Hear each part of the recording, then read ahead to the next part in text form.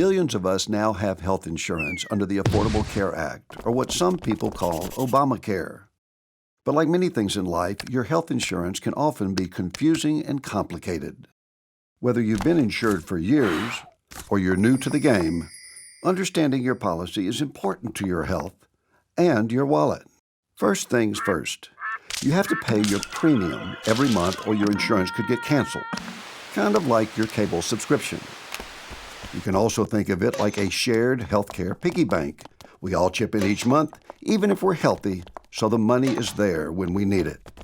If you get insurance at work, your employer probably pays most of your premium and the rest comes out of your paycheck automatically. If you have Medicaid, you most likely don't have to pay any premium at all. The federal government and your state take care of that. If you're insured through a new health insurance marketplace, depending on your income, you may be eligible for a tax credit that pays a portion of your premium. Once you have that shiny new insurance card, you'll want to try really hard to keep it in your wallet. To better your odds at staying healthy, be sure to take advantage of the free preventive services that all new insurance plans provide. But of course, stuff happens, and that's when insurance really comes in handy. Now, having insurance helps a lot, but it doesn't mean all your health care is going to be free. There are lots of details about your insurance plan that affect how much you pay when you get sick or injured.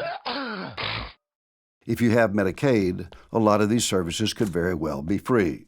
Otherwise, you'll likely have to pay something when you go to the doctor or fill a prescription.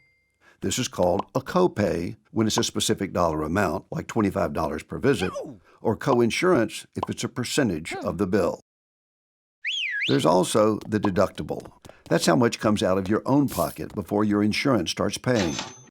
Depending on your plan, you might have a deductible for all your care, or it might only apply to some types of care, like hospital stays and prescriptions.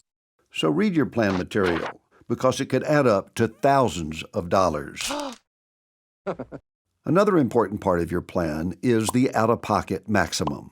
This is the most you'll ever have to pay in any 1 year, at least for the benefits your plan covers. Your insurer will pay 100% of anything beyond the maximum for the rest of the year. It can be just as confusing dealing with prescriptions. Your plan has a list of drugs it will pay for, called a formulary, but the prices vary. Check with your doctor or pharmacist because a generic drug might fix you up the same as a brand name drug, but the price difference could be huge. So, those are the costs typically involved. But remember that they'll be affected by your insurance plan's provider network. This is a list of doctors and hospitals that are connected to your plan. Insurance companies negotiate discounts with these providers. Stay in network and the discounts get passed to you. Go out of network and you could end up paying full price. And remember that out-of-pocket limit? It won't work if you go out of network. In some plans, like HMOs or EPOs, your insurance would pay nothing if you go out of network. In other plans, like PPOs, your insurance will cover you no matter where you go, but you'll pay a lot more if you go out of network. Also, if you want to visit a specialist, like an orthopedist, some plans require a referral from your primary care doctor. Sound easy enough? Well, sometimes staying in network can be tricky.